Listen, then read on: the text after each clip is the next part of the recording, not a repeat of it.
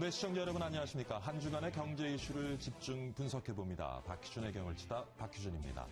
새해들 알찬 계획들 많이 세우셨는지 모르겠습니다. 경제 활성화 과제를 안고 있는 우리 정부도 경제개혁 3개년 계획을 세웠죠. 특히 2017년에 국민소득 3만 달러 시대를 달성하겠다는 계획이 발표되면서 여기저기서 정말 많은 얘기들이 나오고 있는 것 같습니다. 오늘 박희준의 경을 치다에서는요, 이 내용 살펴보도록 하겠습니다. 네, 그리고 또 상속법 개정안이 국회를 통과했죠. 이 내용 궁금하신 분들 많으실 텐데요. 몇 가지 문제점들도 지적되고 있는 것 같습니다. 잠시 후에 이 내용에 대해서도 살펴보도록 하겠습니다. 잠시 후에 경을 칠 분들 모시고 다시 찾아뵙겠습니다. 네, 국민소득 3만 달러 시대 과연 순탄하게 열릴 것인가? 오늘 얘기 나눠보도록 하겠습니다. 두 분 모셨는데요. 하나생명 은퇴연구소 최성환 소장 나오셨습니다. 안녕하십니까? 안녕하세요. 예. 네, 다음에는 상명대학교 금융경제학과 백운기 교수 나오셨습니다. 안녕하십니까? 네, 안녕하십니까? 예, 두 분들도 인사 네, 나누시고요. 예. 자, 오늘 국민소득 3만 달러 시대 좀 얘기 나눠보려고 하는데 네. 지금 2만 달러 진입한 지가 벌써 지금 7년째입니다. 예. 올해는 지난해 국민소득이 2만 4천 달러로 역대 최고치를 기록했습니다만은 그렇게 지금 속도로 봐서는 3만 달러 가까운 시일 내에 쉽지 않을 것 같기도 하고요. 소장님께서는 어떻게 보시는지요? 그러니까 2007년에 이제 2만 달러를 넘었지 않습니까? 예. 근데 그때가 또 2만 달러가 아니라 2만 1,600달러였습니다. 예. 그러니까 작년에가 2만 4천 달러였으면은 6년 동안 예. 2,400달러 늘었으니까 1년에 한 400달러 정도밖에 안 늘었거든요. 그렇죠. 그러면은 우리 돈으로 따지면은 제가 계산해 보니까 한 80만 원 이렇게 늘었는데 예. 달러를 우리 돈으로 이렇게 환산을 하면은 이게 한 40만 원 정도밖에 안 는 셈이거든요. 그러다 보니까는 이게 과연 앞으로 우리가 이 중진국의 함정에 빠진 거 아니냐. 2만 달러에서 언제 3만 달러 시대 가느냐. 그런 얘기가 나오지만 또 한편 계산해 보면 2만 4천 달러, 올해 이제 2만 5천 달러 넘고 하다 보면 의외로 빨리 3만 달러 갈 수도 있다 이런 생각입니다. 다시 한번 여쭈는데 2017년에 네. 3만 달러 갈 수 있다고 보시는지? 저는 제 계산에 의하면 제가 그 G7 그러니까 주요 7개국들의 1만 달러, 2만 달러, 3만 달러, 4만 달러 가는 걸 계산을 해봤습니다. 그랬더니 1만 달러당 평균 한 9년 정도 걸렸습니다.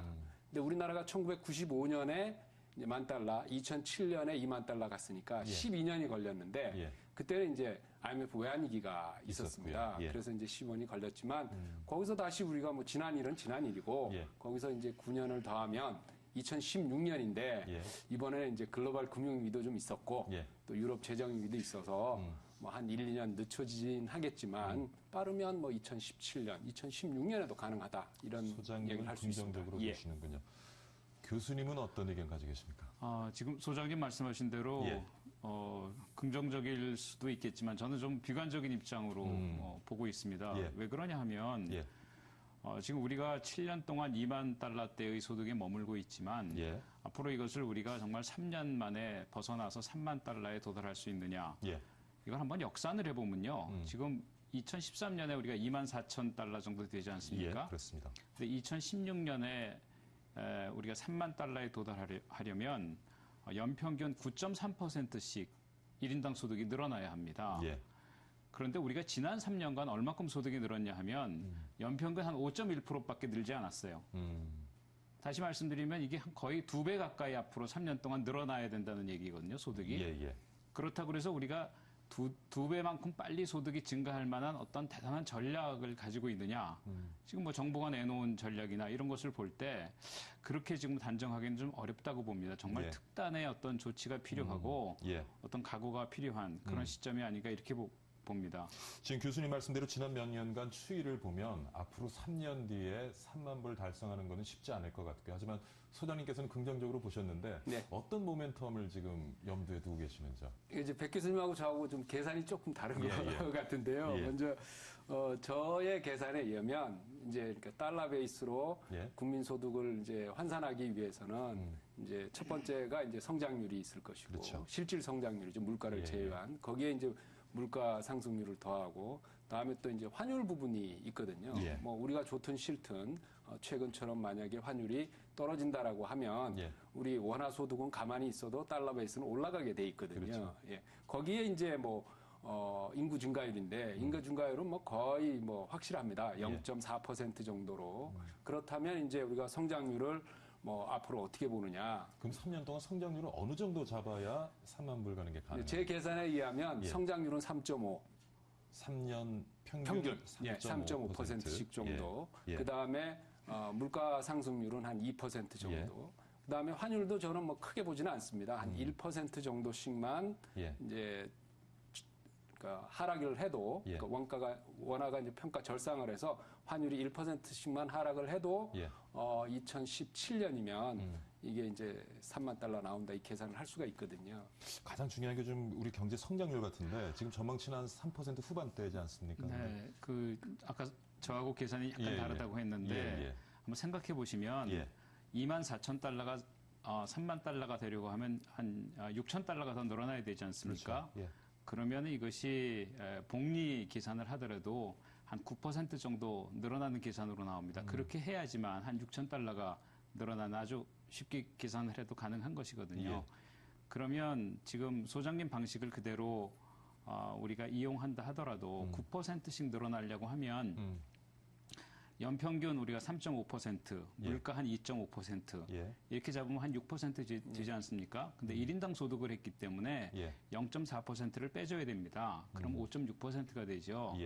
그 나머지 부분이 이제 소위 이제 환율 부분이 들어가 줘야 되는데 이렇게 환율이 빨리 하락하다가는 소위 원화 가치가 절상되면은 과연 우리가 이렇게 3.5% 내지는 정부가 얘기하는 4% 성장이 과연 달성 가능할까?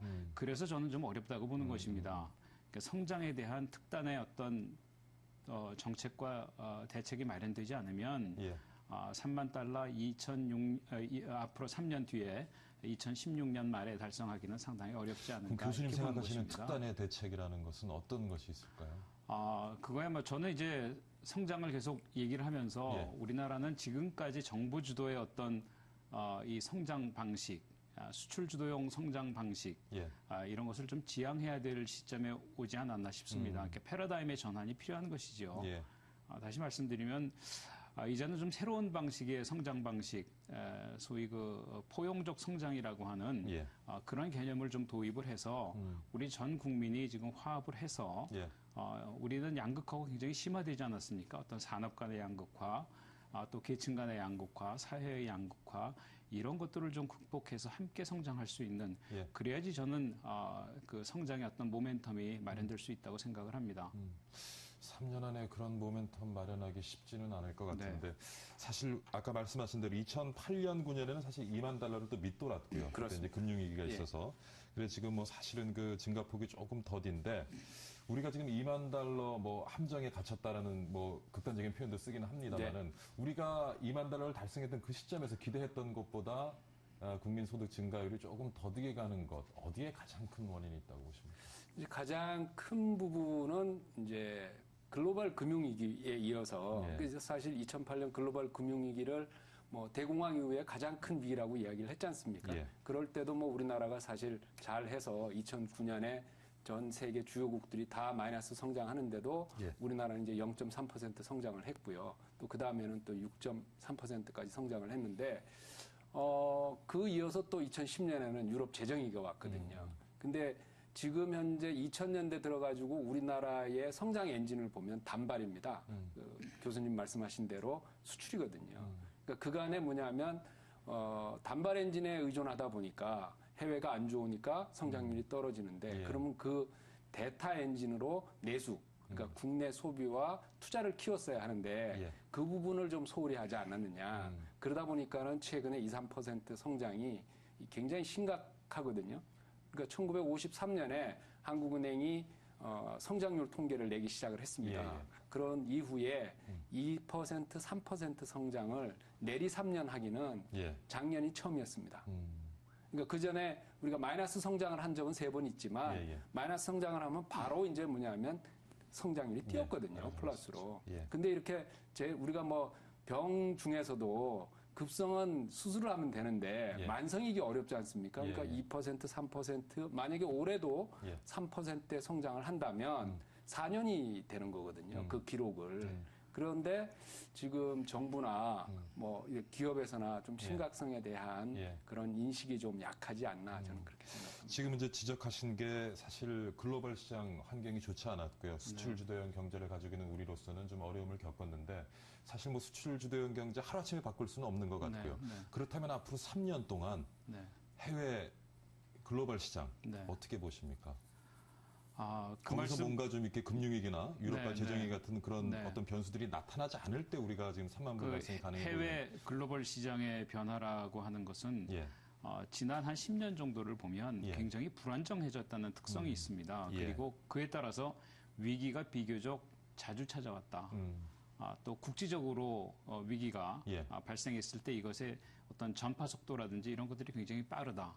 이런 것들이 이제 소위 금융이 글로벌화되면서 금융이라고 그러는 채널을 통해서 많이 전파가 되기 때문이죠. 과거에는 주로 무역이라고 하는 채널을 통해서 이것이 이제 전파가 되고 이전이 됐는데 이것이 금융을 통해서 전파가 되다 보니까 훨씬 속도가 빨라집니다. 다시 말씀드리면 앞으로도 한 10년간 이런 것은 더욱 가속화되지 않을까 이렇게 생각을 하고요. 저도 그 왜 우리나라가 2만 달러 소득에 이렇게 갇혀 있는가에 대해서 한 말씀 좀 드리고 싶습니다. 저는 이제 두 가지를 봐야 된다고 생각하는데요. 하나는 우리가 성장이 둔화됐다라는 것은 아까 최 소장님께서도 지적을 해주셨고, 두 번째 문제는 우리의 교육 조건이 크게 악화가 됐기 때문입니다. 이게 이제 전문적인 용어긴 한데요. 쉽게 풀어서 말씀을 드리면 소위 소득의 증가가 없는 성장을 했다. 이렇게 말씀드릴 수가 있습니다.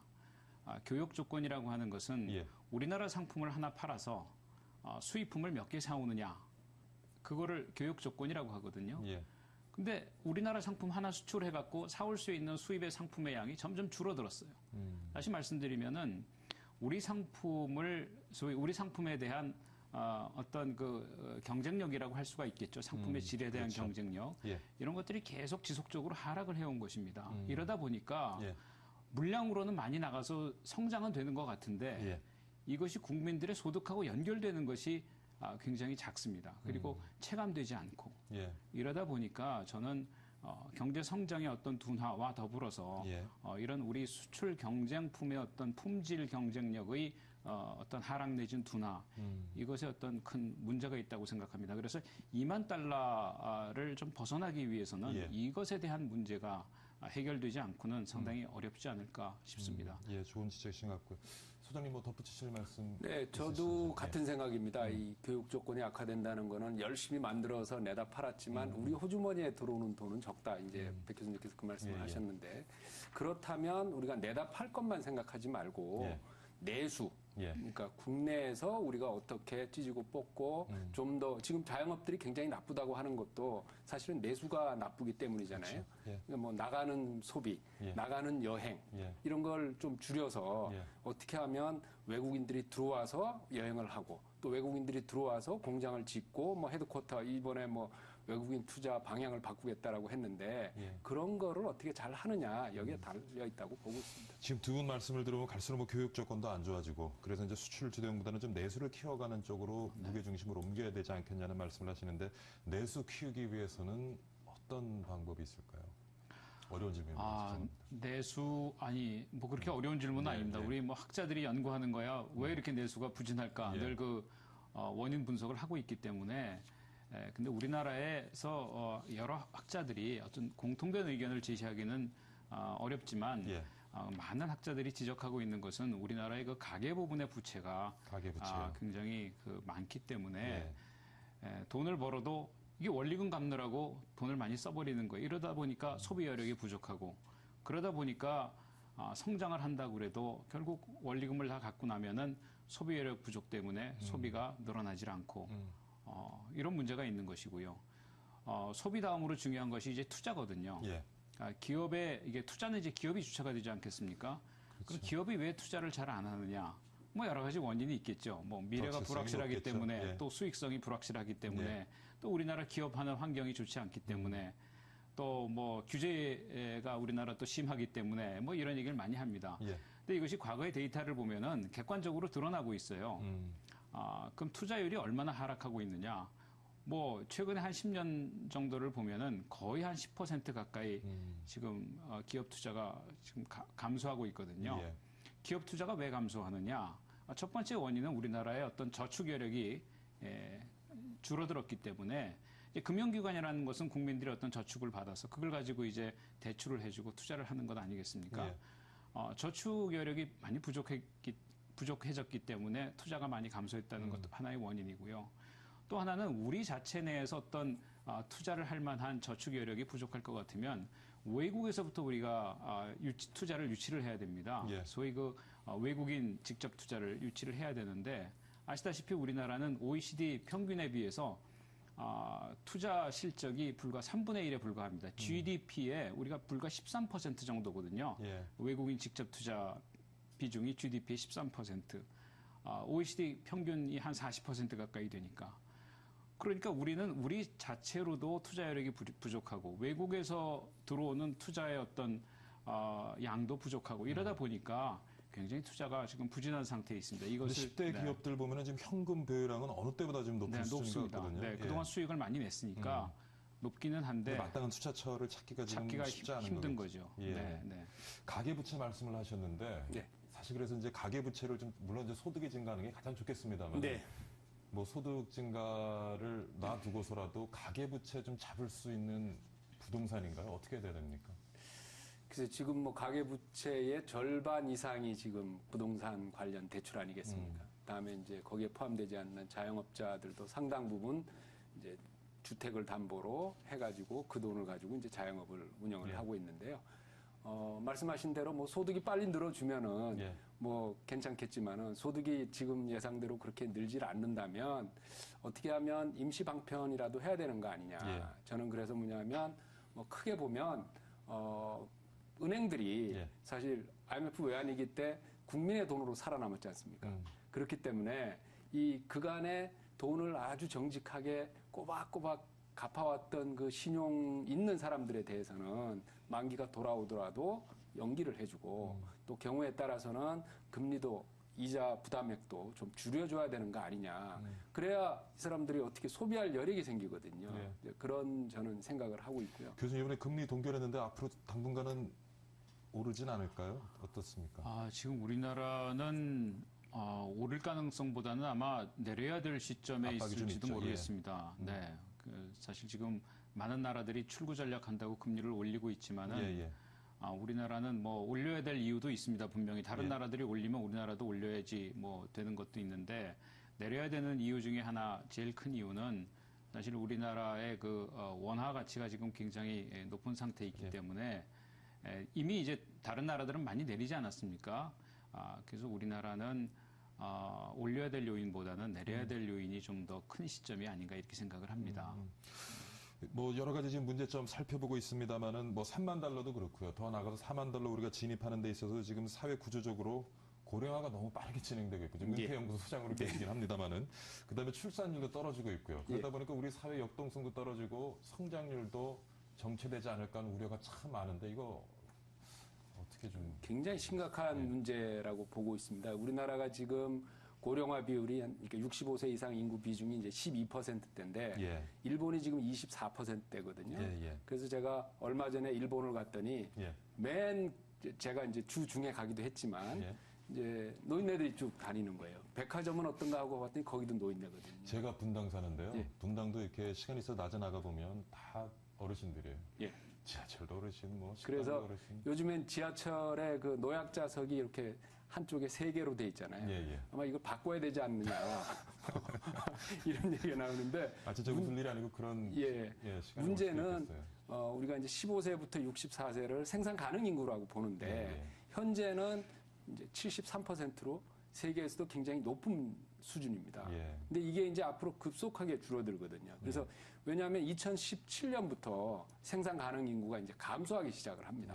그렇게 되면은 아무래도 우리 경제 활력이 떨어지지 않겠습니까? 그래서 뭐 첫 번째는 이 출산율이라는 게 어느 날 갑자기 늘기 어려우니까 뭐 출산율 제고를 위한 노력도 해야 되겠지만은 또 다른 한편으로는 여성 인력을 어떻게 활용하냐. 다음에 또 중장년, 다음에 뭐 우리가 주된 직장에서 평균적으로 은퇴하는 연령이 53세, 54세거든요. 너무 빠르죠. 예. 그럼 지금 53세, 54세면 체력적으로 보나, 뭐, 지능적으로 보나, 뭐, 그 사람 열정으로 보나 굉장히 왕성할 때지 않습니까? 예, 예. 이런 인력들이 주된 직장에서 밀려나서 자영업으로 가고 있거든요. 그래서 물론 이제 우리가 지금 고용률 70%를 노력을 하는데 예. 그 중에 이 여성 인력과 중장년 인력을 어떻게 활용하느냐 그걸 좀 많이 생각을 해야 되겠습니다. 노동시장에 대한 교수님 의견은 좀 네, 저도 동감인데요. 특히 여성 인력 활용도가 우리나라가 굉장히 떨어지고 있습니다. 어떻게 끌어낼 수 있겠어요? OECD 평균이 여성들의 고용률이 한 57% 정도 되고요. 57%. 우리나라가 한 54% 정도 됩니다. 이게 생각보다 큰 차이는 없네요. 이게 3%가 큰 차이가 없어 보이기는 하지만 실제 이건 상당히 큰 차이입니다. 3%라고 하면 여성들의 전체 어떤 경제활동 인구로 볼 때는 상당히 큰 수고요. 그 이유 중에 하나가 우리나라 보면은 30대 여성들의 어떤 경제활동 참가율이 현저하게 떨어지고 있다는 것입니다. 그래서 여성들의 경제활동 참가를 보면 이렇게 M자형입니다. 쭉 늘어나다가 30대 때 소위 그 출산 연령이 되면 떨어졌다가 다시 이제 40대가 되면 올라오는 이런 M자형 구조인데요. 우리 정부가 이제 이 M자형 구조를 소위 이렇게 이제 평탄한 구조로 선진국들을 보면 M자형이 거의 없습니다. 그래서 경력 단절이라든지 이런 문제들이 잘 나타나고 있지 않기 때문에 우리나라 어떤 여성들의 이 어떤 취업 시장이라든지 고용 구조에 있어서 이 M자형 구조를 평탄한 고용 구조로 바꾸는 이런 작업이 상당히 필요한 것이고요. 그러다 보면 좀 출산율도 좋아질 수 있겠습니다. 그렇습니다. 그래서 지금 박근혜 정부에서 추진하고 있는 어떤 보육 정책이라든지 이런 정책들을 많이 실시하고 있는데 이것이 이제 얼만큼 효과를 나타낼 것인지는 좀 두고 봐야 되겠죠. 효과가 좀 잘 나타났으면 좋겠습니다. 그러니까 중장기적이긴 하지만 그런 그 여성 인력이나 또 이제 중장년 인력을 활용하기 위해서는 교육제도가 많이 바뀌어야 될 것 같아요. 사람들의 인식도 뭐 3D는 뭐 내 자식은 못 시킨다 그러는데 뭐 제가 미국 유학 갔을 때 벌써 한 30년 정도 됐는데요. 그때 가서 가장 놀란 게 뭐냐면 여자들이 이 안전모를 쓰고 건설 인력을 하는 거예요. 망치 들고 벤치 들고 이렇게 다니는 거거든요. 그래서 근데 우리는 지금도 못 보잖아요. 그렇죠. 그러니까 뭐 남자들도 지금 이 기름칠 안 하려고 하니까 그러니까 대학 진학률이 80% 되는 나라에서 좀 문제 있죠. 그런 문제는 좀 짚어봐야 되지 않느냐 그렇게 생각이 듭니다.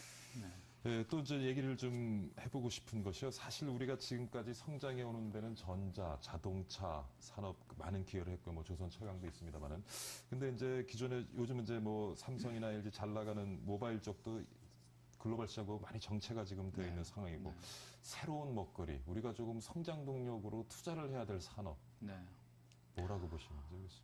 저는 어떤 산업, 우리가 이 산업을 해야 된다 이렇게 얘기하기는 굉장히 어렵습니다. 지금 교수님 말씀하셨다시피 우리가 뭐 정부에서 이 산업을 우리가 앞으로 키워야 되겠다고 과거처럼 그렇게 할 수가 없습니다. 민간에서 알아서 이제 먹거리가 될 만한 산업 찾고 또 경쟁력 향상시키고 이게 이제 민간 기업의 역할이죠. 당연히 그렇게 해야 되는데 그럼에도 불구하고 이제 정부에서는 산업 자체는 민간 쪽에서 찾아가지만은 소위 그런 산업에 투자를 했을 때 그것이 잘 될 수 있을 만한 투자 여건을 조성한다든지 이런 것은 이제 정부에서 해줘야 되는 것이죠.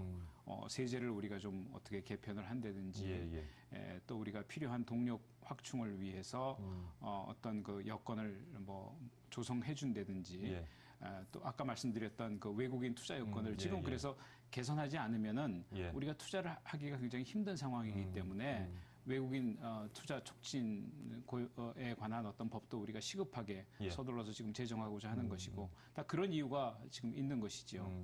지금 말씀하신 것처럼 좀 기업들이 새로운 먹거리를 찾아 나가는데 걸림돌이 되는 우리 정부가 가지고 있는 규제도 참 적지 않은 것 같아요. 굉장히 많죠. 예를 들면은 뭐 의료법인을 영리화하겠다. 지금 뭐 정부뿐만 아니라 의사들이 반대를 한다. 뭐 이러면서 안 되고 있는 거잖아요. 근데 뭐 그쪽 이야기 하시는 분 얘기 들으면은 우리나라가 이 의료 허브가 되면 뭐 비행기로 1시간, 2시간 내에 인구가 몇 억이다. 지금 그렇게 이야기를 하고 있지 않습니까? 그래서 뭐 저기 강남에 그 압구정동 가면은 완전히 신사동부터 그냥 빌딩 하나가 성형외과 네. 의사거든요. 예. 병원이거든요. 예. 그러니까 그런 쪽이라든지 또 고령화에 맞춰서 이게 예. 고령화가 우리가 속도가 빠르다는 것이지 예. 뭐 다른 나라들도 다 고령화가 되고 있으니까 예. 뭐 건강, 의료, 그다음에 거기에 맞춘 교육, 예. 또 뭐 사회복지 사업 같은 거 있지 않겠습니까? 예, 예. 고령화와 관련된 예. 그런 사업들이 고용도 늘리면서 예. 또 필요한 쪽으로 사람을 충원할 수 있는 그런 또 부가가치도 생산을 하거든요. 예. 그래서 그쪽으로 앞으로 그게 저는 신성장 동력이다 그렇게 보고 있습니다. 뭐 IT, BT, NT, 예. 융합 이거는 사실 이름은 좋지만 예. 아직 부가가치를 생산하기에는 좀 역부족인 부분이 있고 예. 그 다음에 고용 효과가 낮거든요. 그래서 그냥 내수를 생각을 한다라고 하면 예. 뭐 오히려 뭐 제가 있는 금융 쪽도 사실 우리가 낙후돼 있다라고 하지 않습니까? 그러니까 예. 낙후돼 있는 걸 살리는 것이 신성장 동력이다. 저는 그렇게 보고 있습니다. 예. 뭐 정부 주도형으로 이제 새로운 어떤 신성장 산업을 발굴해내기보다는 좀 기업들이 그런 것을 잘 찾을 수 있도록 정부가 좀 규제를 없애는 그런 노력도 필요할 것 같고요. 교수님이 서두에 언급을 하시는 아까 네. 포용적 성장이라고 말씀하셨나요? 네. 사실 우리 사회 보면 뭐 경제 성장하면서 양극화도 됐고 네. 지금 뭐 경제, 이념, 네. 세대 네. 참 아마 답답하실 겁니다. 네, 교수님도 네. 보시기에. 근데 그걸로 인해서 초래되는 그 사회적 비용도 지금 엄청난 것 같거든요. 상당히 큽니다. 예, 그것이 네. 해결이 안 되면 네. 사실 뭐 3만 불, 4만 불 쉽지 않아 보이는데. 대표적인 것이 뭐 노사 갈등의 문제, 예, 그에 요번에 따른 참, 어떤 경제적 손실, 이게 예. 굉장히 큽니다. 예, 그래서 우리가 아까 제가 포용적 성장을 말씀드렸던 것은 지금 뭐 어느 나라나 예, 지금은 뭐 거의 비슷한 상황에 와 있습니다. 우리나라도 이제 선진국 대열에 진입을 했기 때문에 선진국들이 공통적으로 가지고 있는 문제라는 것이 경제가 발전하다 보니까 자꾸 양극화가 된단 말입니다. 그러다 보니까 어느 선진국이든지 이 양극화의 문제를 넘어서지 않고는 더 이상 우리 성장하기가 어려운 것이 아니냐. 또 성장해도 의미가 없는 것이죠. 저소득층은 점점 더 소득이 작아지게 되고 뭐 예. 고소득층은 점점 많아지게 되면 예.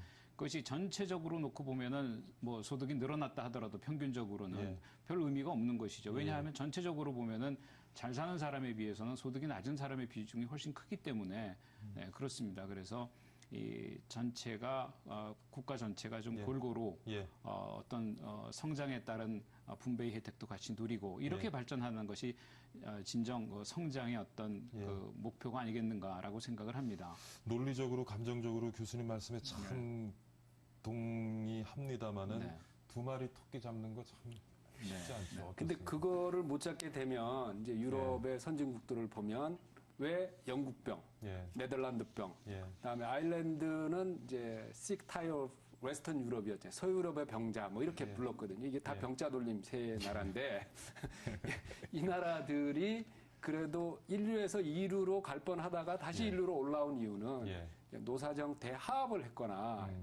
네덜란드랑 아일랜드는 좀 그런 쪽이고요. 예. 다음에 영국은 뭐냐면 당시 70년대 말에 대처 수상이 나와가지고 예. 강하게 구조조정을 했거든요. 예. 우리도 요즘 뭐 공기업 이야기하지만 더 강하게 구조조정을 했거든요. 예. 그래서 그러면서 이 구조조정, 그러니까 경제 개혁을 말씀하셨는데 대통령께서 예. 그것과 더불어 어떤 그 노사정 대타협이 필요한 시점이 아닐까. 예. 우리도 뭔가 한번 백 교수님 말씀하신 대로 패러다임 바뀌어야지 예. 이 갈등의 패러다임을 가지고 예. 3만 달러, 4만 달러 가도 예. 이게 혜택 받는 사람과 혜택 받지 않는 사람이 너무나 이렇게 구분이 되게 되면 불만 많은 사람들이 더 많아지지 않을까. 그게 걱정입니다. 교수님 공공부문 개혁은 어떻게 좀 보십니까? 이것도 좀 필수적이라고 보여지는데. 반드시 해결하고 넘어가야 되고 지금 아마 박근혜 정부에서는 예. 이것을 최우선적으로 하겠다고 아마 하신 것 같아요. 이번에 그 연두 기자회견 하시면서 우리가 좀 정상화하자. 이 정상화의 내용 중에 하나가 아마 공기업 개혁을 포함하고 있는 것이 아닌가 싶습니다. 그래서 우리나라의 어떤 공공부문의 특히 공기업을 중심으로 해서 공공부문의 어떤 비대한 현상은 예. 사실 이것이 우리나라가 처해 있는 독특한 특성 때문에 그런 것 같습니다. 과거에는 우리가 정부가 모든 일을 다 하기가 어렵기 때문에 이제 공기업을 만들고 예. 이 공기업이 일부 정부의 역할을 대행하는 과정에서 또 부채도 쌓아졌고 뭐 이런 현상 때문에 예. 공기업이 이제 크게 되긴 했습니다만 이러다 보니까 예. 이것이 공기업의 어떤 부채 규모라든지 이런 것들이 너무 과도하게 커지는 바람에 예. 이제는 이것을 좀 줄여야 될 때가 아닌가. 그리고 굳이 유지하지 않아도 되는 공기업은 민간의 기능에다가 그 기능을 이양해도 되는 그런 시점에 와 있다고 생각을 합니다. 그다음에 또 하나는 경쟁을 도입해서 어떤 공기업의 효율성을 좀 제고시켜야 될 수 있는 부분은 그렇게 당연히 하도록 해야 되겠죠. 그래서 차제에 반드시 이 공공 부문은 혁신하고 넘어가야 되는 그런 때라고 봅니다. 근데 민영화 부분은 이번 정권에서는 힘들겠죠? 안 한다고 단언을 하셨습니다. 네, 이게 워낙 이제 이것 아까 말씀하신 어떤 사회적 갈등 또 노사 갈등 이런 것들을 또 유발할 가능성도 있고 하기 때문에 전체적으로 다 이것이 수준이 높아져야지 뭐 이 부분만 우리가 특별히 한다 해서 될 수 있는 부분도 아니고요. 네, 그렇습니다. 자, 뭐 그 밖에 우리가 이제 3만 불 달성하고 4만 불 쭉쭉 뻗어나가기 위해서는 우리 국민들의 좀 자세도 좀 달라야 되지 않을까. 늘 우리가 정치권 탓하고요. 네. 그러는데 우리 국민들의 자세도 좀 달라져야 되지 않겠습니까? 어떻게 보시는지. 그러니까 뭐 일단 잘 산다는 것이 좋은 옷만 입어서 잘 사는 게 아니잖아요. 내가 뭐 선진국으로서 지켜야 될 기본적인 규범이라든지 뭐 교통도 그렇고 다음에 또 가진 자로서 또 이 베푸는 것도 배워야 될 거 아니겠습니까? 그러니까 마크 주크버그가 갑자기 돈을 벌었지만 작년에 최대 액수를 기부를 한 이유가 어디에 있겠습니까? 신흥 부자도 돈 낼 줄 안다. 이거거든요. 우리도 뭐냐면 가진 자들은 좀 베풀고 또 못 가진 자들은 가진 자를 좀 이해하는 열심히 노력한 대가로 저렇게 잘 살고 또 사회를 위해서 하는구나. 이런 게 좀 주고받는 게 있었으면 좋겠습니다. 우리 사회를 보면은 좀 역동성도 많이 지금 떨어져 있는 것 같고요. 우리 국민들 의욕도 많이 지금 좀 침체되어 있는 것 같습니다. 어떻습니까, 교수님? 좀 뭐 어떻게 하면 좀 이렇게 맞는 의욕을 좀 말씀인데요. 북돋아줄 수 있을까? 저는 국민들의 어떤 그 역할이 대단히 중요하다고 생각을 합니다. 물론 정부가 국민들의 어떤 사기를 진작을 시켜준다든지 하는 것도 중요하지만 저는 우리가 오늘의 주제인 어떤 소득 3만 불 가기 위해서는 국민들이 정치권이라든지 정부를 잘 감시하고 평가를 해야 되는 그런 중요한 임무가 있다고 저는 생각을 합니다. 과거에 보면은 우리가 그 선거 때 보면은 특히 인기 영합주의적인 어떤 선거 공약들이 많이 나오지 않습니까? 그러면은 우리 국민들이 만약 그쪽에다 표를 던진다고 하면은 과연 이것이 과연 우리가 소득을 3만 불, 4만 불 가는데 과연 도움이 되겠느냐? 전혀 그렇지 않다고 봅니다. 그래서 우리 국민들이 이런 것들을 잘 판단할 수 있도록 그렇게 생각을 해야 되겠고요. 또 남유럽의 어떤 그리스 같은 경우를 보면은 재정 지출을 소위 그 무상적인 어떤 소득 이전을 하는데 많이 썼거든요. 그래서 이런 것도 우리가 좀 자제를 하고 국민들의 어떤 정부와 정치권을 잘 감시하는 그 감시의 눈을 우리가 좀 가지고 있어야 되겠다 이렇게 제안을 드리고 싶습니다. 오늘 두 분과 얘기를 해보니까 뭐 3만 불 달성은 좀 시간적 차이는 있지만 두 분 다 3만 불 달성에 대해서는 긍정적으로 보시는 것이고요. 맞으시죠? 네, 뭐 시간은 걸리겠지만. 그리고 3만 불이 달성된 다음에 4만 불. 그러니까 우리가 앞으로도 좀 지속적인 성장을 가기 위해서는 최근에서 이제 뭐 통일 얘기도 나오고 있고 우리 정치 가버넌스 체제도 조금 문제가 있다는 얘기도 하는데 그 부분 뭐 언급할 거 있으신지요? 저는 그 부분보다는 제가 이제 은퇴연구 소장이니까 이 선진국들을 보면 소득이 $10,000, $20,000 시대에는 어떻게 하면 자산을 축적하느냐, 그러니까 이제 모으느냐 이걸 신경을 쓰지만 $30,000, $40,000 시대 가면은 모아진 자산을 어떻게 굴리고 이용하느냐거든요. 그러니까 저는 뭐냐면 자산 관리의 시대가 간다. 그래서 부동산도 보면 우리가 뭐 부동산 비중이 높다고 하지만 최근에 이제 수도권으로 부동산이 안 좋으니까 부동산 비중이 70 아래로까지 떨어져 있거든요. 그러면 $30,000, $40,000 시대 가면 더 떨어질 수밖에 없습니다. 선진국들은 보통 50% 후반대에 있으니까요. 그렇죠. 거기에 맞춰서 우리가 어떻게 이제 자산을 관리하고 그래서 그런 대비를 잘 해줘야 정부의 재정 부담도 덜 수 있다는 게 제 생각입니다. 교수님 마지막으로 정리해 주실 말씀 있으시면. 네. 저는 이게 $30,000라는 것이 그 숫자가 갖는 의미보다는 $30,000 그러면 선진국이구나 하는 그런 의미가 더 크다고 봅니다. 우리가 정말 선진국이구나 하는 것을 느낄 수 있도록 돼야 되는데요. 그러기 위해서는 저는 어떤 제도와 정책이 좀 선진화됐으면 좋겠습니다.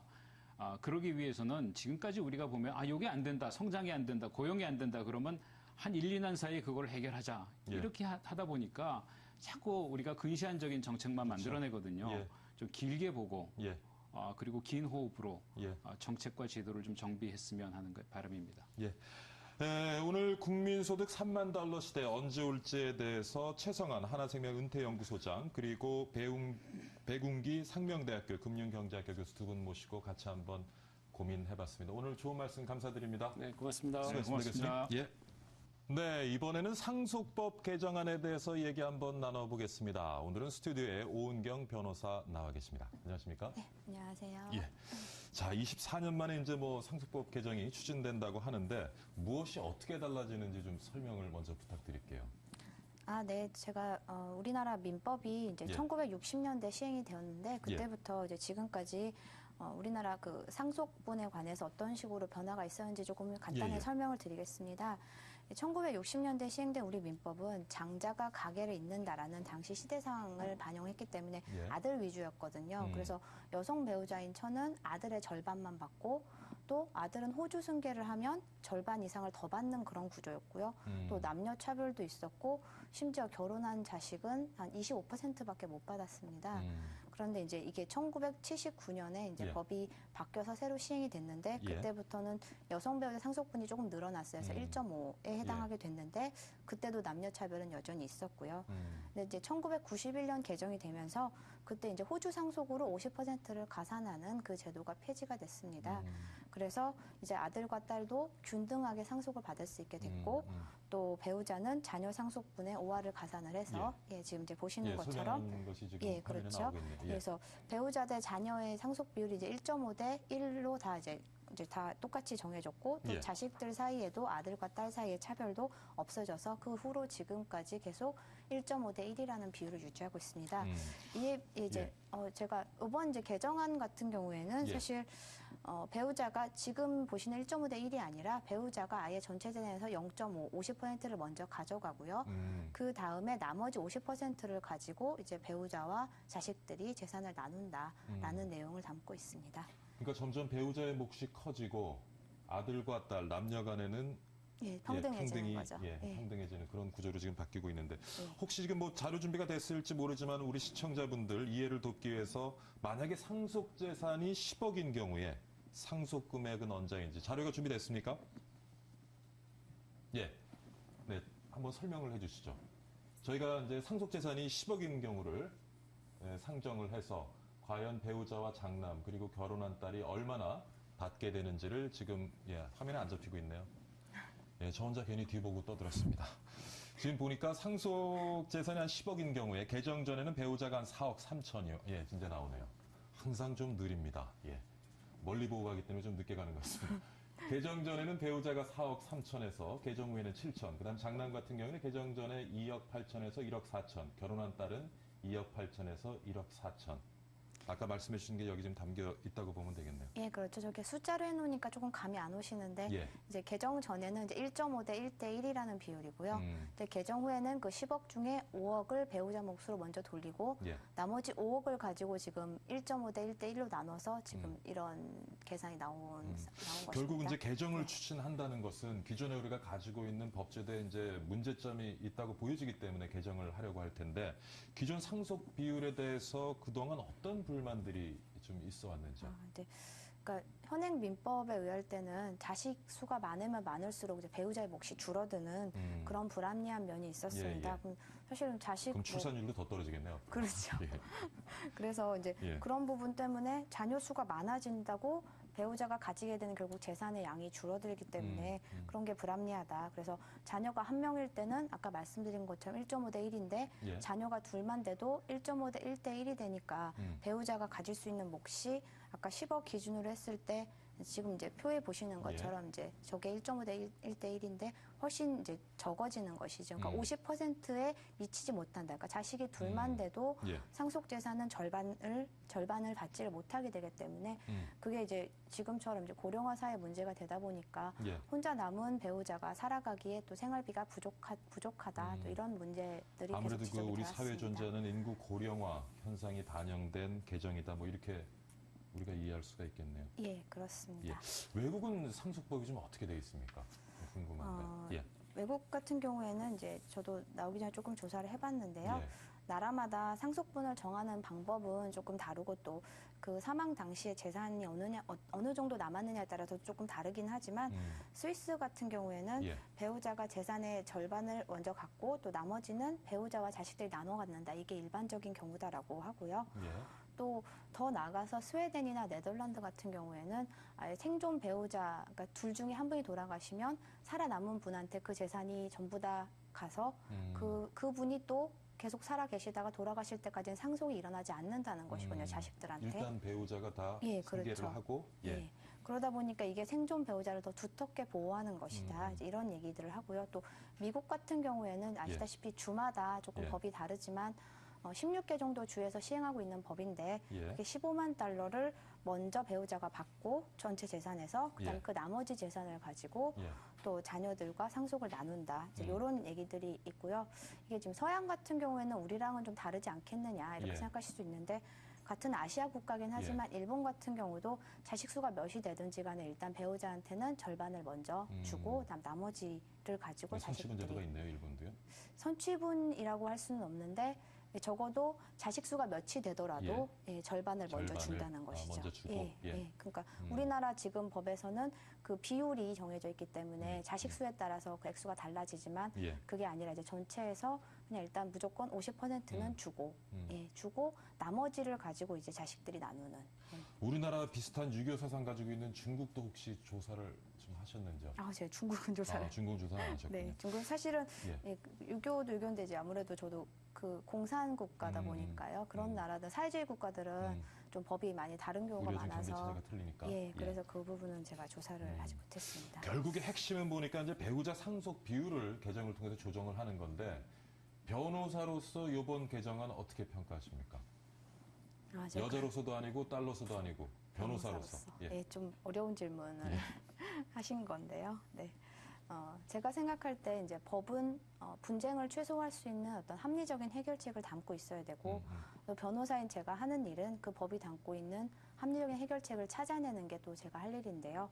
그런 관점에서 봤을 때는 이런 법을 만들었을 때 부부 중에 한 명이 먼저 돌아가셨다. 그리고 남은 재산을 어떻게 나눌 것이냐에 대해서 이 법이, 이 개정안이 합리적인 기준을 줘서 또 그 관련자들이 납득할 수 있는 그런 결론이 나는 것이다라면 이 법은 저는 타당성이 있다 이렇게 생각이 들고요. 그런 면에서 제가 주변에 이제 몇 분 저도 이제 딱 봤을 때는 사실 말씀하신 건 이제 저는 이제 자식의 입장이고 하다 보니까 이렇게 되면 좀 자식께 조금 주는 것 같다 그렇게도 생각을 했는데 주변 분들 여쭤보니까 그럴 필요가 있다. 그렇지 한 번 돌아가시고 나면 그 다음 분도 어느 정도 생활 유지가 돼야 되지 않느냐 이런 식으로 찬성하시는 분이 사실은 근데 주변 훨씬 분들하고 많았어요. 틀리게 상속분이 줄어든 자녀들 불만 좀 생길 수 있을 것 같은데요. 예, 그렇죠. 아무래도 그런 부분은 좀 있을 수 있을 것 같은데 사실은 이제 이 개정안이 지금 당장 나온 게 아니고 이미 1990년대, 2000년대, 또 2006년에도 그렇고 계속 이런 개정이 시도가 되었습니다.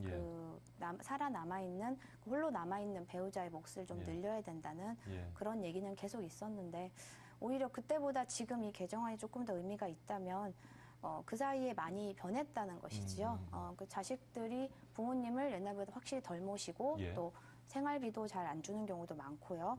또 저희 부모님만 봐도 그렇지만 자식들이랑 같이 살기 싫으시다는 거거든요. 그래서 또 속마음은 안 그러실 거예요. 그러신가? 네. 그래서 부모님들은 또 자기들끼리 살겠다. 그러면 또 돈이 있으셔야 되는 부분이고. 그러다 보니까 요즘은 그래도 좀 세대가 변해서 어느 정도 그런 자식들의 불만 부분도 좀 설득을 해서 좀 누그러뜨릴 수 있지 않을까. 그런 근데 지금 생각이 딱 떠오르는 듭니다. 게 평생을 같이 이제 사시던 분은 괜찮은데 뒤늦게 재혼하신 분들, 그다음 또 황혼 이혼하신 분들, 이게 상속법이 이렇게 바뀌게 되면은 또 조금 가족 내 분쟁이 생길 수도 있을 것 같은데. 지금도 사실은 아무리 가족이라고 해도 그러니까 사실 그러면 안 되겠지만 그 어떤 재산을 가지고 분쟁이 생겨서 법원까지 오시는 경우가 사실은 많이 있습니다. 그러니까 말씀하신 것처럼 이렇게 법을 바꿨을 때는 이제 배우자가 그 기여한 정도가 많이 있다는 거에 대해서 다들 어느 정도 납득을 해야 되는 거거든요. 그렇게 선취분을 준다는 것 자체는. 예를 들어 이제 평생 사시다가 늦게 그쵸. 재혼을 하셔서 한 2, 3년 결혼 생활 후에 돌아가셨다. 근데 지금 그렇죠. 개정 법안의 비율에 따라서 배우자가 굉장히 많이 상속을 하게 되면 자녀분들 좀 불만이 있을 그렇죠. 것 같아요. 특히 이제 그렇게 해서 서로 간에 살아 계신 분이랑 이제 친자 관계가 없거나 하면 더 문제가 될 건데 이제 그런 부분은 이제 분쟁이 생길 경우에 대비를 해서 그 가족들 사이 협의를 해보고 그러니까 그 배우자와 자식들과의 협의를 해보고 혹시 그 협의가 잘 안 되면 가정법원에 청구를 해서 어느 정도 합리적인 판단을 구할 수가 있고요. 또 우리나라 가정법원은 협의가 안 돼도 무조건 이 비율로 적용되는 건 아니고 법원에서 또 판결을 그렇죠. 우리나라 이제 가정법원 같은 경우에는 어느 정도 직권적으로 심리를 할 수 있기 때문에 그동안 살아온 기간이라던가 또 본인이 어떤 혼인 생활에서 기여한 내용이라던가 그런 것들을 가지고 어느 정도 그리고 또 지금 법이 정한 비율에서 봤을 때 배우자한테 어느 정도 보장해 줘야 된다 이런 것도 있으니까 그런 것들을 감안해서 어느 정도 합리적인 해결책을 법원에서 돌아가시는 분이 유언을 남기면 어떻게 됩니까? 이 비율은 아무 의미가 없어지나요? 또 아무 의미가 없다. 내 처한테 100%를 다 주겠다. 그렇죠. 근데 원래는 유언이 우선을 하는 것이거든요. 유언이 우선이 되고요. 그렇습니다. 왜냐하면 이게 우리나라에서 사적 자치를 취하고 있고 사적 자치를 취한다는 것은 자신의 재산을 자신이 원하는 대로 처분할 수 있다. 또 유언도 마찬가지죠. 본인이 돌아가실 때는 자기가 남겼던 재산을 자기가 원하는 대로 처분하실 수 있다는 게 이제 유언의 자유. 근데 우리나라 같은 경우에는 사실은 유언을 작성한 비율이 굉장히 낮습니다. 그러니까 돌아가시기 전에 그 재산에 대해서 왈가왈부하지 않는 그런 이제 문화가 있다 보니까 아무래도 이렇게 법으로 어느 정도 상속분을 정해놨을 때 이게 실제로 본인들의 상속분이 될 가능성이 높거든요. 그러다 보니까 다들 이제 관심이 많으신 게 아닌가. 지금 또 일부에서는 뭐 이제 배우자 몫이 늘어나다 보니까 결국 이제 배우자가 많은 부분을 승계받았다가 돌아가실 때 또 이제 자녀들은 결국은 또 이중과세 아니냐, 상속세 뭐 이런 얘기도 있습니다. 그 부분은 어떻습니까? 그 상속세 부분은 이제 그쵸, 그런 지적도. 지금 상속세 그 세율이 어느 정도 되는죠? 세율은 제가 지금 정확하게는 모르겠는데 제가 알기로 이제 부부 사이에는 면세되는 비율이 좀 높고요. 일정 금액까지는 부부 사이에서는 면세가 되고 자식들한테 넘어갈 땐 아무래도 그 상속세를 그대로 부과를 하는데 이제 그러다 보니까 아무래도 하나의 재산, 한 번 형성된 재산에 대해서 그 부인한테 이제 뭐 살아남은 분이 이제 여자다라고 했을 때 부인한테 재산이 갔다가 또 자식한테 가는데 그때마다 상속세가 부과된다. 이게 좀 부당하다라는 생각이시다 보니까 아무래도 이렇게 민법을 바꿀 때 아무래도 상속세제 부분도 같이 검토해야 되는 게 아니냐 또 이런 지적도 있으시고요. 사실 저도 이번에 알아보니까 다른 나라는 상속세가 아예 없는 나라도 있고 또 상속세가 있지만 또 부부 사이에서는 그 재산 이전할 때는 세금을 부과하지 않는 경우도 있고 또 면세를 많이 해주고 그런 식으로 돼 있는데 사실 생각해보면 왜 우리나라는 또 이렇게 상속세를 많이 내야 되느냐 이런 불만은 저는 좀 일리가 있다는 생각이 들어서 이런 부분 지금 아직 개정안은 입법 예고도 안 된 상태거든요. 법무부에서 아직 뭐 입법 예고를 안 했으니까 그런 부분은 앞으로 정부에서 좀 더 보완을 또 국회에서도 그렇고 보완을 좀 더 하실 필요가 있지 않을까. 근데 뭐 또 일각에서는 이번 개정안 두고 노인복지 문제를 국가 시스템이 아닌 개인 상속으로 해결하려고 한다. 뭐 또 이런 또 비판적인 시각도 있더라고요. 어떻게 보시는지. 그러니까 그 복지라는 문제가 결국 이제 좀 인구 고령화 그렇죠. 때문에 결국에는 이렇게 비율이 조정되는 것 같은데요. 배우자 몫이 커지게. 네. 그 복지라는 문제 저도 보니까 우리나라가 굉장히 고령화된 속도가 남들보다 다른 나라도 굉장히 빠르고 그러다 보니까 얼마 전까지만 해도 이런 게 그렇게 큰 문제는 아니었는데 이제 굉장히 현실로 다가오는 느낌입니다. 노인복지라는 부분이. 또 저희처럼 젊은 세대 입장에서는 뭐 연금도 그렇고 여러 가지로 부담이 많아지는 부분들이 많은데 복지는 조금 더 장기적인 사실 관점을 가지고 국민들의 세금을 더 걷어야 되는 부분이니까요. 국민들의 어떤 합의 같은 게 필요한 부분인데 사실 현실적으로 지금 노인들이 가난한 노인이 많다. 빈곤한 노인들이 많다. 그리고 정말 실제로 자살하시는 분도 많고 이런 식으로 현실 자체가 굉장히 어려운데 이런 상황을 봤을 때는 일단 당장 이런 어떤 개정안이라도 만들어서 지금부터라도 그런 부분들을 현실적으로 접근을 해서 좀 그런 문제들이 조금 줄어들 수 있도록 해야 되지 않나 이런 생각이 들고 복지는 조금 더 장기적인 관점에서 함께 검토를 하고 또 이런 개정안 얘기를 할 때는 복지 부분도 같이 얘기를 좀 하는 것이 정부나 국회가 그런 얘기를 좀 해야 된다 이런 사실 뭐 오늘 상속법 개정안 얘기하고 있지만 뭐 먼 나라 다른 나랑 상관없는 얘기처럼 또 들리는 분들도 많이 있으리라고 생각됩니다. 하여튼 우리 사회 현상 잘 좀 반영해서요. 상속법 개정안 올바른 방향으로 나아가기를 바랍니다. 오늘 오은경 변호사와 함께했습니다. 좋은 말씀 감사드립니다. 네, 감사합니다. 수고했습니다. 네, 수고하셨습니다. 네, 박희준의 경을 치다 오늘 여기서 줄이겠습니다. 개인 상속에 대한 얘기를 나누다 보니까 한편으로 그런 생각도 듭니다. 재산 갖고 싸우는 자식들만큼 돌아가신 부모님께 불효하는 자식은 아마 없겠죠. 상속법 개정도 좋고 상속 분쟁 줄이는 것도 좋지만 부모님 살아생전에 더 효도하고 부모님과 떨어져 계신 분들 전화라도 좀 한 통 하시는 게 더 먼저가 아닐까 싶습니다. 오늘 멘트하다 보니까 수년 전 돌아가신 아버님 생각 저도 나기도 하는데 이번 주말 부모님과 함께 보내시면 어떨까 생각되네요. 저는 다음 주에 다시 건강한 모습으로 인사드리겠습니다. 시청해주신 여러분 정말 감사드립니다.